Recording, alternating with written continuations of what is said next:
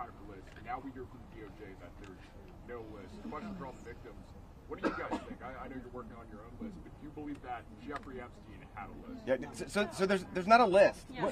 So here's what it was. Just like you heard everybody today, Jeffrey Epstein created, through an organization that of enablers, of people that were on his payroll. It was a complicated scheme where others should still be investigated because they helped to enable him and operate this scheme. Without those people, he could not have done this. But the purpose was for him to personally abuse people. With that being said, certain of his friends, he farmed out certain of the women that he was exploiting too. But that wasn't the primary purpose of that scheme. And I don't think he wrote the names of those people down. There's not a list of, hey, here's all of the people that I sent females to. That's just not how that organization works. Mr. Edwards, Agreed? is there any evidence that Jeffrey Epstein was involved with or tied to the CIA or a foreign intelligence operation? I think that the safest thing for me to say is all files should come out, whether it is for this with the CIA, FinCEN, SEC, FBI. I'm not just making these up haphazardly. I'm giving you a roadmap where to look. Go ahead. Ashley Braswell, the Daily Caller. I was going to ask you, the White House has said that this discharge resolution is a very hostile act. What's your response and the victim's response? And thank you all for being here. I'll go first and then I'll let them. They're much more important than me, but I don't understand why it's a hostile act. I can tell you that I talked to President Trump back in 2009, and several times after that. He didn't think that it was a hoax then. In fact, he helped me. He got on the phone. He told me things that were helping our investigation. Now, our investigation wasn't looking into him, but he was helping us then. He didn't treat this as a hoax. So at this point in time, I would hope that he would revert back to what he was saying to get elected, which is, I want transparency. This about face that occurred, none of us understand it. In fact, I don't understand how this is an issue that's even up for debate. How do you not stand behind these women after you've heard their stories and know that hundreds of them were abused, and it was only because files are being kept in secrecy? The world should know who he is, who protected him, and the other people that are out there to be investigated need to be investigated. Sir, are there any people who are currently serving in government who are named, who you know of, are in these files, who you had relations with, anything of that sort, who Jeffrey Epstein connected you with? Are you willing to say yes or no? I don't think I can answer. Mr. Edwards, Mr. Edwards. Answer it to yes. Mr. Edwards, Sorry. Mr. Edwards, you represent Virginia Roberts Ukraine, correct? Have the victims being threatened? Because they're saying they're being scared to talk. I think she's referring to myself. Hi, Anushka DeGiorgio. I have been threatened. I was threatened by phone. My daughter was threatened when I was volunteering to participate in, by means of being a witness in a civil lawsuit that Virginia Giuffre was bringing against Ghislaine Maxwell. I have been followed. I have been stalked. I have been followed not only by journalists, but by people who do not get out of the car and do not try and talk to me and just drive behind me as I drive my daughter to school. So the fear is very real for us. I have also been in multiple situations with both Jeffrey Epstein and Ghislaine Maxwell, where they have been direct and indirect about implying and saying that if I was to talk, if I was to bring any kind of trouble, then there would be severe consequence, including death.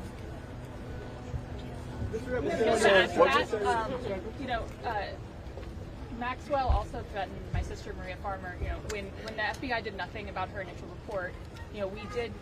She reported individually at that time, and then in 2002, we spoke to a reporter at Vanity Fair, telling our stories, fearful that perhaps other people were being harmed. We were not. We believed that was going to make a difference. We believed that would be put in print, and that story was crushed. And it was because of their power. And the message that we got from that was direct threats from Maxwell to my sister about her well-being and her safety and that of our family. So I think many people have similar stories of threats. That has been a very real part of this case. Mr. Edwards, go ahead, over here. Do any of today's survivors speaking, did anybody here ever have any connection or interaction with Epstein's alleged financier, Leslie Wexner? Nope.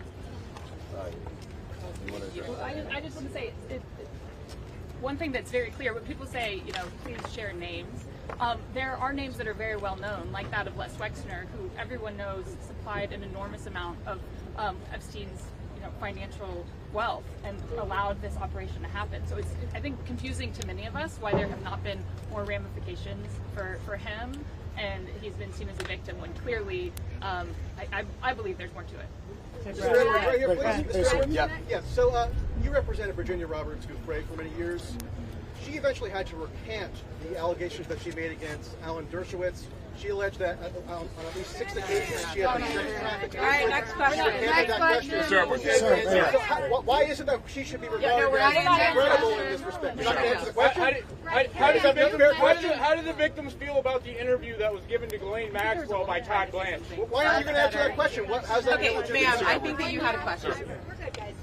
When you've You're talked not in the good. past They on just avoided my question. You don't care? when you've talked in the past on MSNBC about the existence of the Epstein birthday book, have you yourself in the course of litigation seen it? I don't know that we're able to reveal what we've seen and what we have not seen by way of protective order, but my point being in that circumstance was, if anybody wants answers, there's an easy place to get it. I told you where to get it. I said the estate of Jeffrey Epstein has it. Serve a subpoena on them. They'll turn it over. And if we had served a subpoena on them in the past, they would have turned it over and we would have seen it. Which I don't usually miss subpoenas like that. So there we go. Question for Ms. Davis. You mentioned to your question about the allegations, there's a simple answer. Release the files. I agree. Let the American public decide. Instead of harassing, your colleagues are talking about this woman as though she has I gave you your say. She made up egregious allegations against a prominent individual, among others. She wrote a memoir and then had to admit, Edwards and his other counsel had to admit a fictionalized memoir. He knows what I'm talking about. That contained hugely salacious allegations against a whole host of prominent individuals. You've been heard. So shouldn't you tell the public about this? You've been heard. And even Alan Dershowitz says, release the files. Release the files. That is the answer, and that's what we're here for. Get him out. Edwards, can you elaborate on how you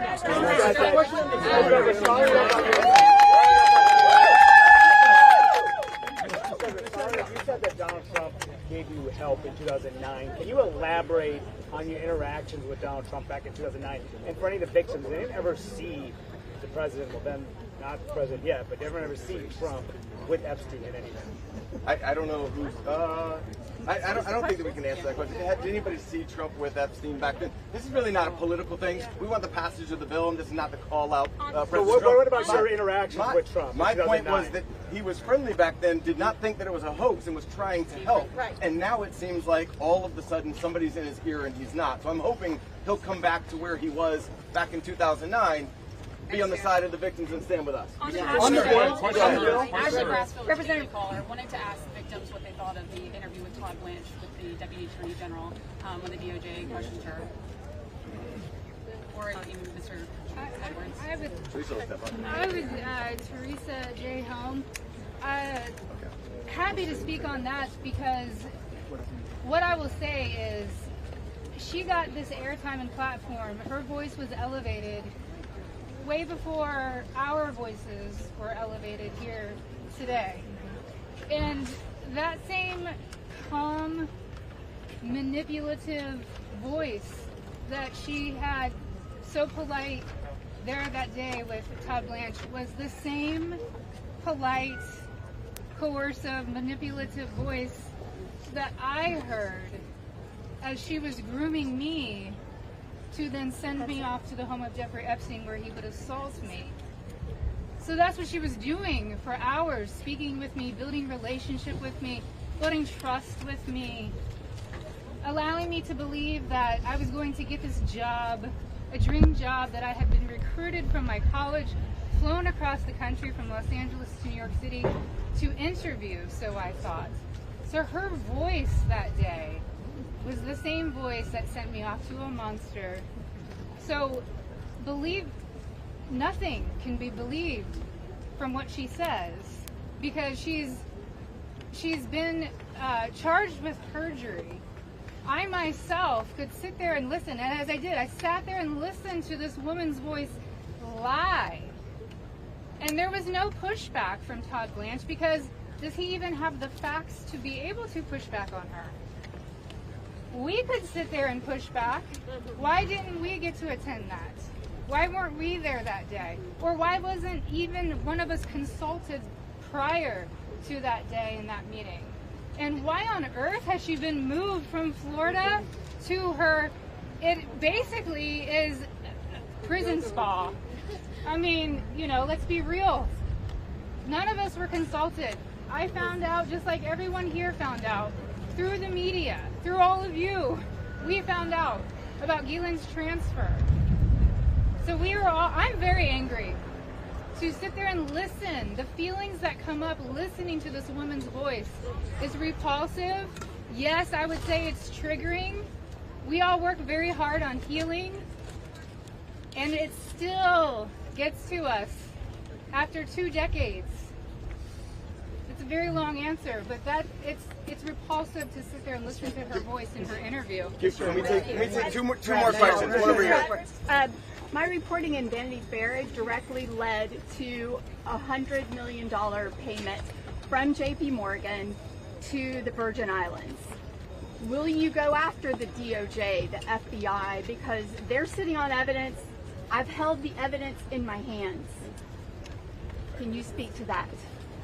I think that there's nobody that's immune from us going after them if there's a legitimate action to take. So to the extent that that evidence exists, then show it to us, and we'll help in every way we can. We stand with the victims. I will gladly share it with you. Okay. For the victims. One more. Can the survivors speak to, speaking of being threatened and being afraid to come forward with a story, to the case of Katie Johnson, who alleged that Donald Trump and Jeffrey Epstein raped I don't think we can talk about. I don't think we can talk about that. I do think it's worth saying, though, despite the comments that he made, Virginia Roberts Giuffre is an American hero. She is somebody without whom we would not be able to have this voice. She was the one who had courage to name names, speak out against people, and she was standing up against everybody at one time with an enormous amount of pressure. And most of these women are here because of Virginia Roberts. 100%. Speaker Johnson says he's protecting the innocent. Could one of the victims say who they think the innocent people are that he's protecting in his mind? Clearly not us. I don't think that anybody knows, but I can tell you that in the Oversight Committee meeting yesterday, they indicated that they were all for transparency, releasing the files, and asked us to hold them accountable. Is that right? Yes. They said hold them accountable, so we intend to hold them accountable. They hold the men accountable that are in those files. Did they say what they'll do that?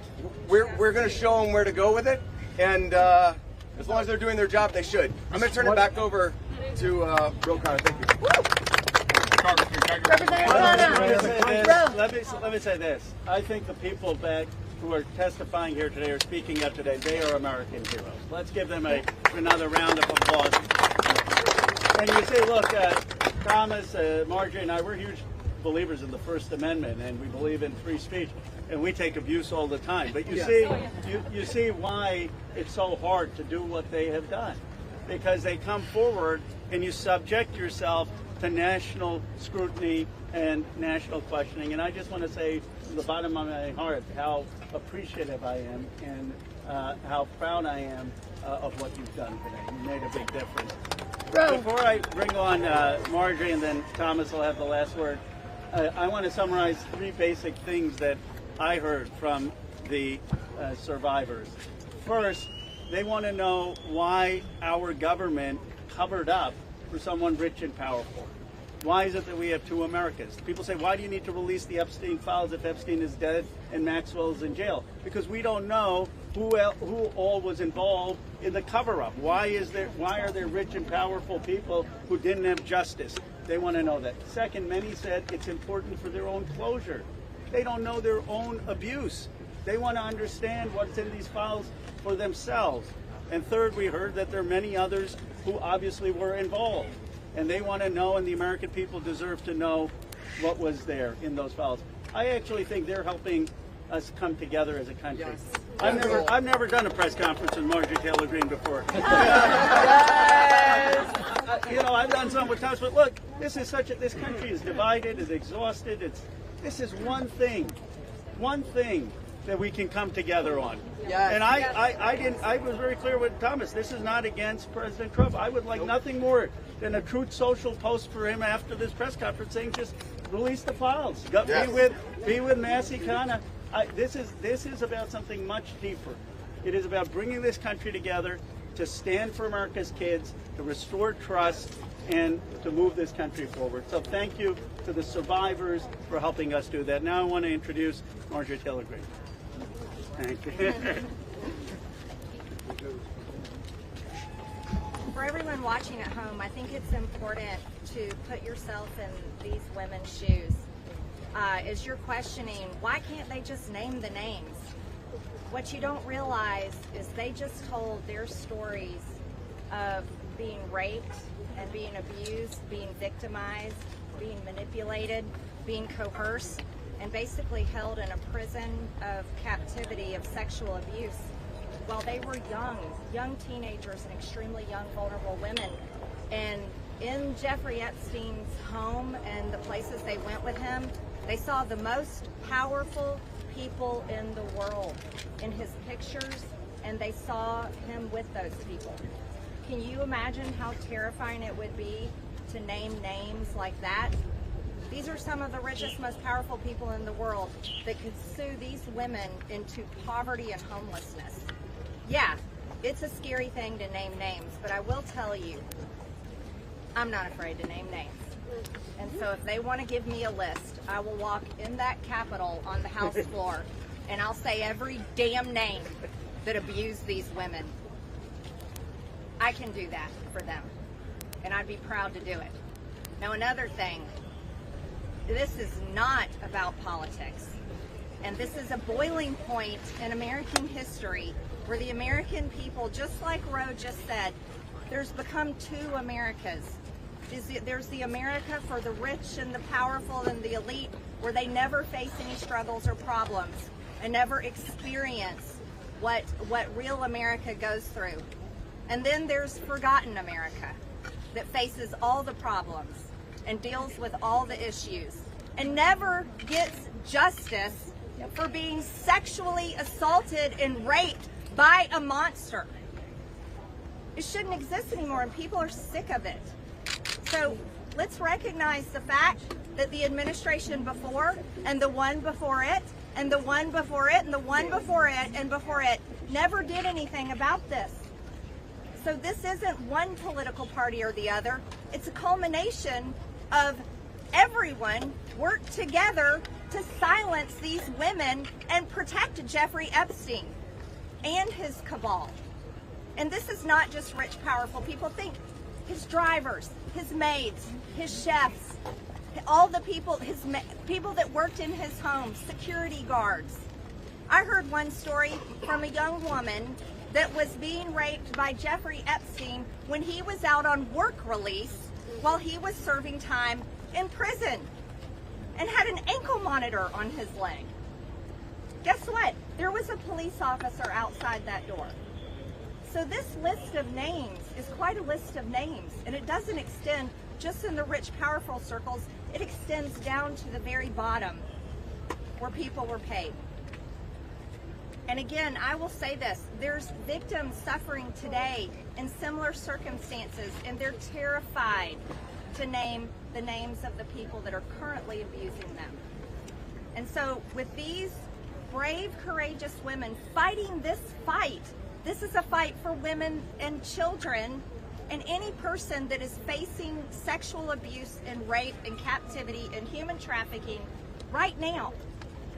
And so here's what I ask you in the press. Don't go for salacious headlines.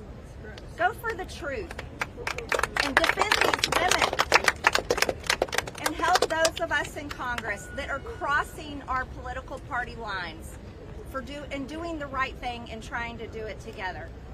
And thank you, Roe, and thank you, Thomas. And now I recognize Margaret, Thomas Massey from Brazil.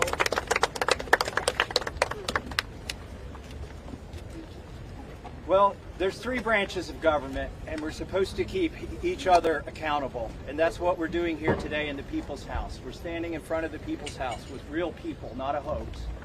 And they've told their story. We wanted to give them a platform to speak, and they've had it. They stepped up, and they were brave. But I also today hope that they would persuade my colleagues to join this effort. But I found out something today that happened that I wasn't expecting. They persuaded me to fight even harder. I'm not going to give up.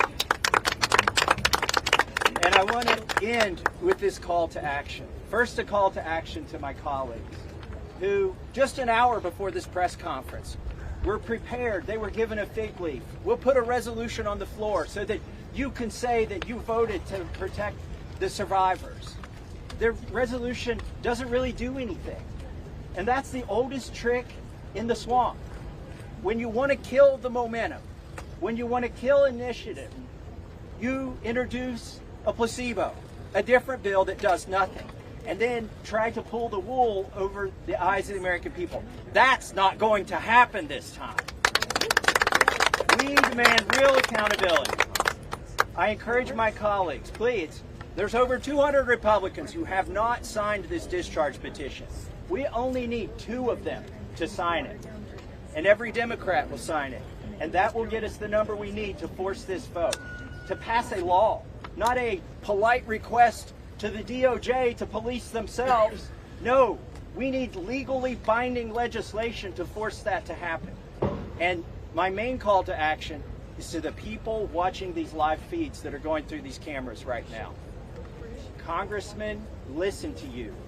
Light up their phones. Burn down the phone lines here in Washington, D.C.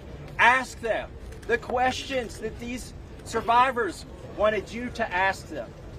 Why won't you be for transparency? Don't accept their answer that the bill has a flaw or that the survivors don't want it. We know that's not true. They wouldn't be fighting it so hard in this town if it wasn't the real bill. So with that, please call your congressman. Tell him or her to get on this bill and to stand up for these survivors. Thank you and God bless. Thank you.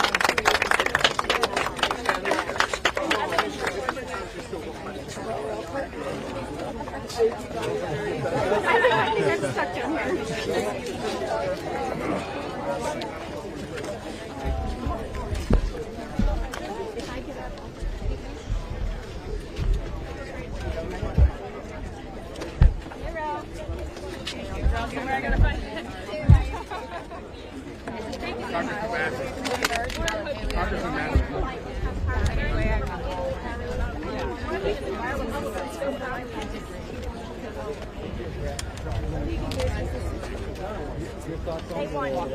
I'm on the oversight committee. I'm also part of it.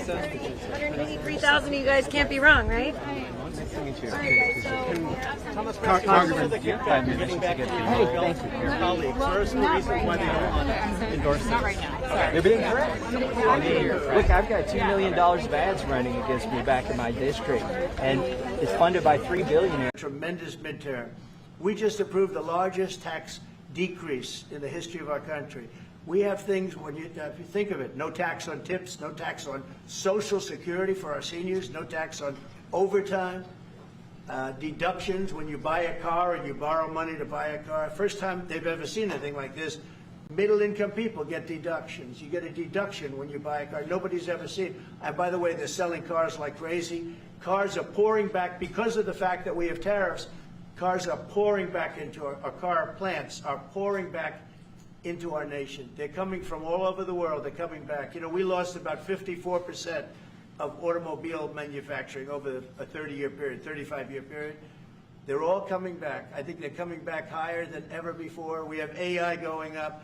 What we've done is amazing, and what we've passed is amazing. But the Democrats, I don't believe, will get one vote. It's very anti-crime. We want anti-crime. They're in favor of crime. We're against crime. You know, they gave us things like men playing in women's sports, open borders for everybody, transgender for everybody. I mean, they wanted transgender for all of the crazy things that they were saying. And, you know, people would say they're 80-20 issues. I say they were 97-3. I always say 97-3, and nobody knows who the 3 are. This is the best issue of all. They are against preventing crime. They are fighting us I want to go into Chicago, and I have this incompetent governor that doesn't want us. Do you know that this weekend 72 people were shot in Chicago? I'm embarrassed to say it in front of the president of Poland. 11 people were killed, 72 people were shot. Last week, 7 people were killed in Chicago, a place which is probably your #1 place. I hate to say it. Yeah, let the polls say Chicago. And we got to keep it safe. But 7 people were killed. The week before that, 5 people were killed, and 21 people were shot. This is in 3 weeks. So in 3 weeks, I lost almost 35 people were killed. It could have been stopped. If you look at Washington, D.C., 3 weeks ago, it was the same or worse. And now it's considered a totally safe zone. Restaurants are open. They're bustling. Restaurants, you have to see, restaurants were dying. Nobody wanted to go out. They didn't want to be attacked. They didn't want to be mugged. They didn't want to be attacked even in the restaurant. And you take a look at what's happened. Friends of mine that haven't gone to a restaurant in 4 years, one of them went out 5 times in the last 2 weeks to a restaurant with his family. They feel totally safe. Washington, D.C. is a totally safe city. You're not reporting any crime because there is none. They said crime is down 87%, and I said, no, it's not. It's down 100%. We have a great thing going. I could do that with Chicago. We could do that with New York. We could do it with Los Angeles. So we're making a determination now. Do we go to Chicago, or do we go to a place like New Orleans, where we have a great governor, Jeff Landry, who wants us to come in and straighten out a very nice section of this country that's become quite tough, quite bad. So we're going to be going to maybe Louisiana, and you have New Orleans, which has a crime problem. We'll straighten that out in about 2 weeks. It'll take us 2 weeks, easier than D.C. But we could straighten out Chicago. All they have to do is ask us to go into Chicago if we don't have the support of some of these politicians. But I'll tell you who is supporting us, the people of Chicago. And I sort of want them to let it be known. They have incompetent people. A guy like Gavin Newsom, he's the governor of a state that if we didn't go into Los Angeles with our soldiers, with our National Guard, you wouldn't even be having the Olympics there. They were going to take it. And remember this, your top law enforcement officer in Los Angeles said, there's no way we could have done this without President Trump coming in with the troops. We saved Los Angeles and we saved the Olympics. Thank you very much. Question for President Trump. Thank you. Mr. President, in regards to Gavin Newsom, would you be open to a congressional investigation in regards to the specific Palisades fire where it killed 12 seniors to see whether there's any negligence on Gavin Newsom or Karen Bass in regards to those deaths? Well, I'll tell you, there's negligence on not getting people permits. That is negligent. We got all of the federal permits. Lee Zeldin, the federal permits are much more difficult. They were all gotten within 30 days. People could go build their houses. It's going to be years before they are allowed to build their house. And Karen Bass is grossly incompetent. And Newsom, this is a very incompetent guy. I watched him with the hands. I'm saying, what's going on with the hands? There's something wrong with him. You watch him. There's something wrong with this guy. But more importantly, he didn't allow the water to come from the Pacific Northwest. You know, they have tremendous amounts of water in California. People don't know. They send the water out to the Pacific Ocean. So I demanded it be open. If that were open during the fire, before the fire, you wouldn't have had the fire because all the sprinklers would have worked in the houses. They had no water. They had no water in the fire hydrants. You wouldn't have had the fires. It would have been put out after one house, 2 houses. But he stopped the water from coming in. And I had to send in the military to have that water opened after the fires. And now they have water, but he should have more because they've restricted, they still restricted. There's something wrong with these people. There's something really wrong. As to investigation, I view it as a gross incompetence. I view it as an ideology that's wrong. It's a radical left ideology. And if I didn't win this election, I think our country would be destroyed. I don't believe you'd be here right now, and our country would be destroyed. Yeah. Mr. President Trump, thank you, sir. What's the most important branches of interest between Poland and U.S., in your opinion? Well, it's just the relationship we have. I think there's a great trust and a great, more than most countries, more than almost any countries. We have some in a category that's very special, and Poland is in that category. We have a very special relationship. It's like the question about the soldiers that was asked. We never even thought in terms of removing soldiers from Poland.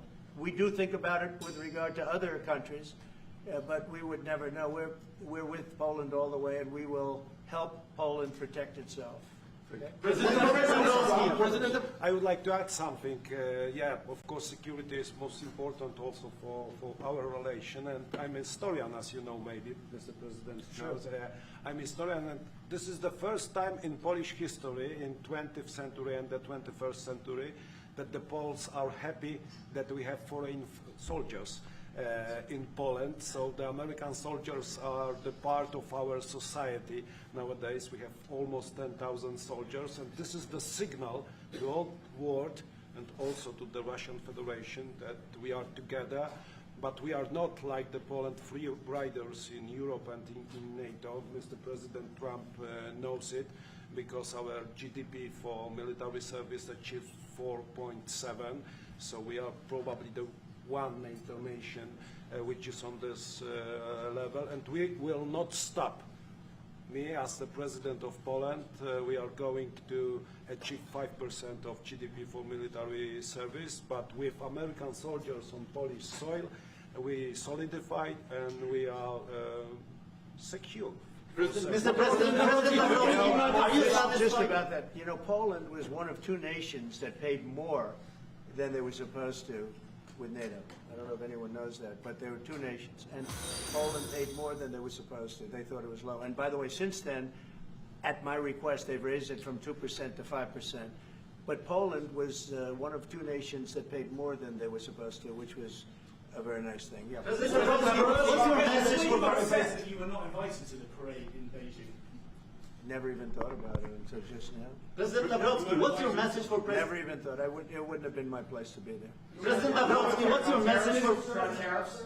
Will you visit a restaurant in D.C.? You haven't gone to. I might. Sure. You haven't gone to one in either of your terms that wasn't in your house. Because I and many other. Do you want me to prove you wrong? Do you want me to prove you wrong? Yes, please. But I will. I think it's something we could consider doing. I'd love to do it. I love the White House food, but after a while, I could see going to a nice restaurant. It's safe.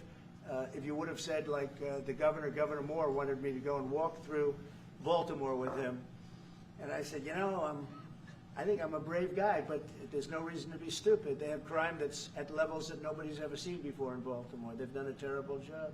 We'd go into Baltimore, straighten it out very quickly, too. You know why? They respect our soldiers. You see our soldiers. They respect our soldiers. We'd go there, too. But we're going to have people asking us to go. They're going to want to, and I think the people of those places are, the politicians are not in tune with the people. The people in Chicago, the people in Baltimore, the people in all of the places we talk about, they want to see us there. And I think we're pretty much waiting till we get asked and properly. We're doing them a big service. Yeah, please. You talked about how historic these tariffs have been, bringing in revenue, additional revenue for our country. You've also mentioned before they could possibly replace federal income tax. Possible. Do you think that's Someday it's possible. It used to be. So if you go back to 1913 is when they ended tariffs. We were the richest ever from 1850. It was all tariffs. We didn't have income taxes. From 1850 to 1913. In the 1887s, about 1887, they had the Great National Tariff Act. And it was a group of people that got together because our country was so rich, they didn't know what to do with the money. We had so much money, they didn't know what to do. It was a group of very prominent people that were set up to hand out money to everybody because we were the richest we ever were. Proportionately, we were in 1887, around that time, even in 1913. We ended them in 1913. How did that work out? And then we went to the income tax system, and then we had the Depression. And by the way, a lot of people try and say that, oh, tariffs with the Depression. No, they ended in 1913, and then we went to income tax, and then in 1929 you had the Depression. They did try and bring it back in 1931-32, but the Depression had long started, and this poor, beautiful nation was gone. it was gone. We suffered for 25 years. It took 25, 30 years to really recover from the Depression. And we don't ever want to see that happen again. The tariffs are vital to the success of this country. When I say I ended 7 wars, at least half of those wars were ended because of the power of tariffs. I was able to say, well, we're not doing any business with you, or if you're going to war, we're putting a big tariff on you. And all of a sudden they announced that the war was settled. I settled 7 different wars, one going 31 years, look at the Congo and Rwanda, look at that, 31 years, 10 million people dead, I got it settled. And a little bit of that one, less than in some cases, had to do with trade and had to do with tariffs. So, you know, tariffs are vital to our country. And just so you know, other countries use them on us, but I just use them a lot better. We're in a much better position. We have trillions of dollars coming into our country. If we didn't have tariffs, we would be a very poor nation, and we would be taken advantage of by every other nation in the world, friend and foe. We're not going to let that happen. And we have a very, very big case in the Supreme Court. I can only say this. Our country has a chance to be unbelievably rich again, but it can also be unbelievably poor again. If we don't win that case, our country is going to suffer so greatly, so greatly. But I think we're going to have a big victory. Even if you look at the people that brought the case, they're foreign-oriented. They're foreign. Countries have taken advantage of the United States for so many years. And I started with China. You know, last term, I took in hundreds of billions of dollars in tariffs from China. But when COVID came, the last thing I was going to do is we're going to tariff France and Italy and, you know, others, Spain, when they were doing so badly. But now we made a deal with the European Union where they're paying us almost $1 trillion, and they're happy to do it. You know what? They're happy. It's done. These deals are all done.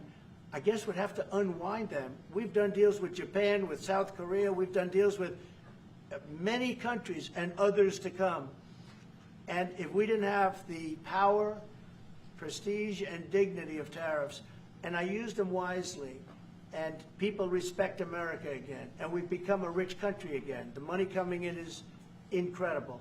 And again, they use them on us. If we didn't have them, they would use them on us, and we would have no way to fight them. We would be a third world nation. So I think it's one of the most important cases I've ever seen go before the Supreme Court of the U.S. 2 weeks ago, you gave Vladimir Putin a 2-week deadline to agree to talks with Volodymyr Zelensky. That deadline is now nearly approached. Can you give us any indication when you will make a decision? Well, I'm having a conversation with him very shortly, and I'll know pretty much what we're going to be doing. We've taken very strong action, as you know, and in other ways we've taken very strong action. But I'll be speaking to him over the next few days, and we're going to see. I'm going to know exactly what's happening. Mr. President, but I'm not happy with all the people. You got 7,819 people killed last week. Russian soldiers and Ukraine soldiers, right? Not American soldiers, not soldiers from Poland, but they're human beings, they're souls. They have parents, they wave goodbye to their parents, and their parents never see them again. That's the end of them. Over a stupid war, and I want to see it stopped. Now, we have stopped the money. We send weapons to NATO. They pay full price. We don't, you know, Biden spent $350 billion so stupidly. And it was one of the reasons that this whole thing happened. A big reason this war happened was sitting right in these chairs, this one in particular. So I think we're going to have a good solution, but they're losing soldiers at levels that nobody has seen since the Second World War. This is the worst conflict, and it's just going on and on. It's one's defense, one's offense. The offense moves a little bit. Just a little bit. You take a look. They move inches. They're dropping bombs and killing everybody. The whole thing is crazy. Not since the Second World War has there been anything even close to this. And they're not, again, they're not soldiers from my country. This is my country. But I have a power to end things. That's why I was able to end 7 other wars. And you know that I thought of the 7, they're basically 7. Those were tough wars to end. Much tougher, I thought, than the war with Ukraine and Russia. I thought that Ukraine and Russia have a very good relationship with President Putin. I thought that would be much easier. I thought that would be in the middle of the pack, maybe one of the easiest. Sometimes you never know with war. You know, war is a very interesting thing. You never know with war. War is complex and dangerous, and what a mess, what a bloody mess. It's going to get done one way or the other. But they have to stop killing all of these souls. They're souls, and we have to stop killing. Thank you very much.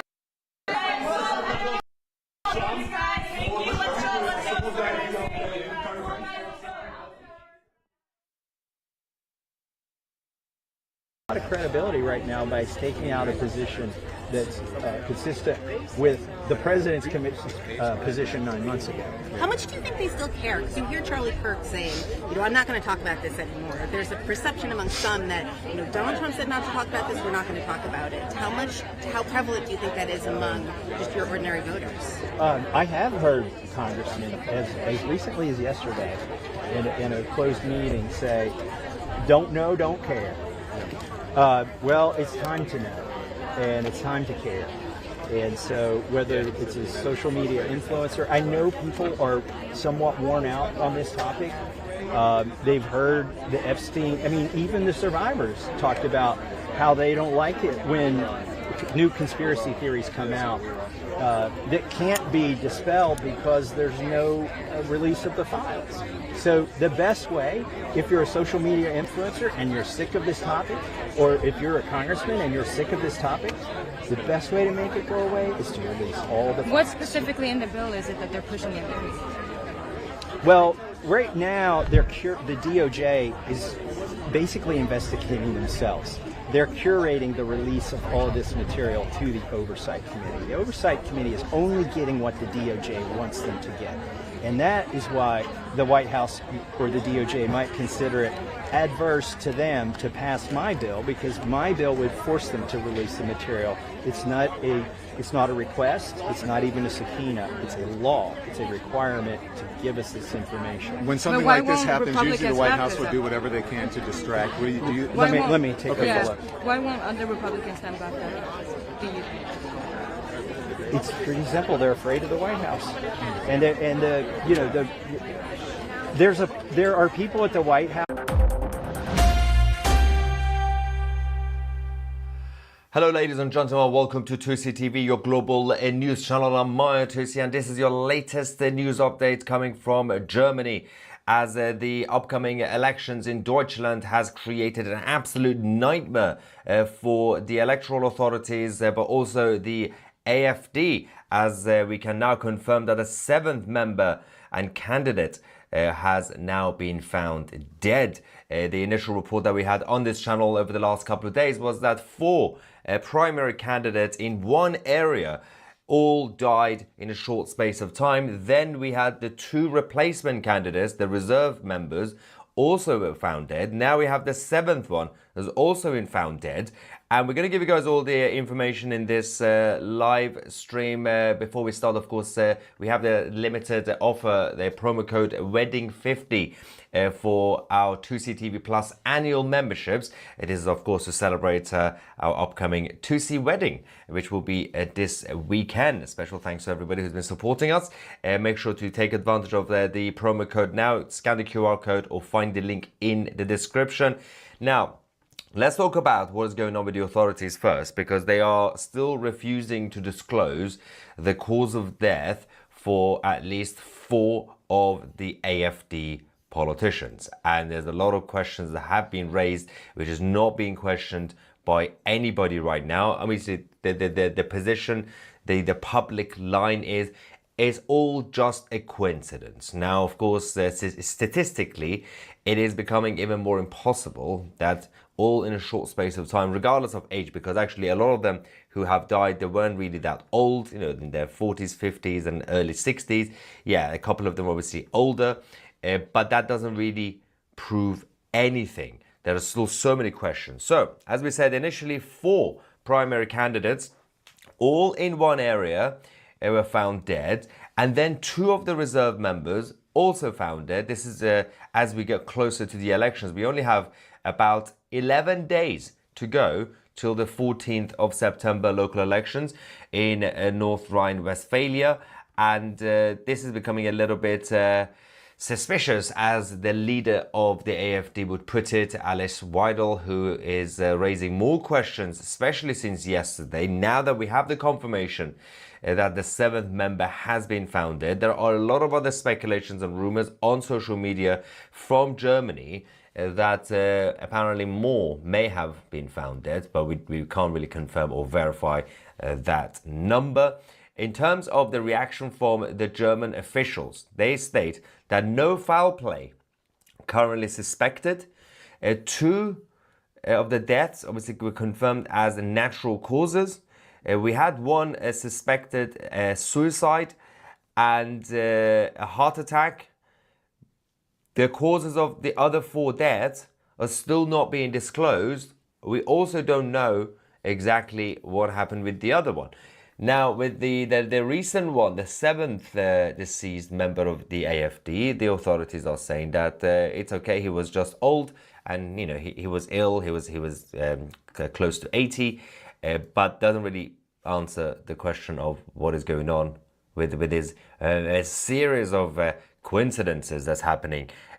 Now, we will get into the rabbit hole. Don't worry about that. We are going to jump into the rabbit hole with a lot of theories that have been discussed already. But first, let's go to the leader of the party, the co-leader, Alice Weidel, once again amplified the economist Stefan Homburg's comments. Obviously, he did his research, and he said that based on everything we know historically, this is not just about random people who are in politics dying.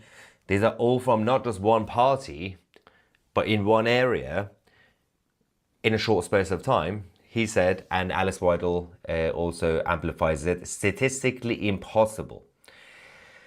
It's so rare that it is basically impossible. Now, in terms of one of the reports that we had, Hans Kind, who was a direct candidate in Remscheid, was reportedly died. This one of natural causes. This initially obviously triggered the multiple ballot reprints. Now, this was at the time when there were a lot of people who knew that there is a procedure when it comes to elections. There is a way of doing things. If a candidate obviously dies, if, for example, you have a situation where the ballot papers have not been sent out yet. But the problem is, now that the latest person that we know, as they said, obviously he just died of natural causes. That this is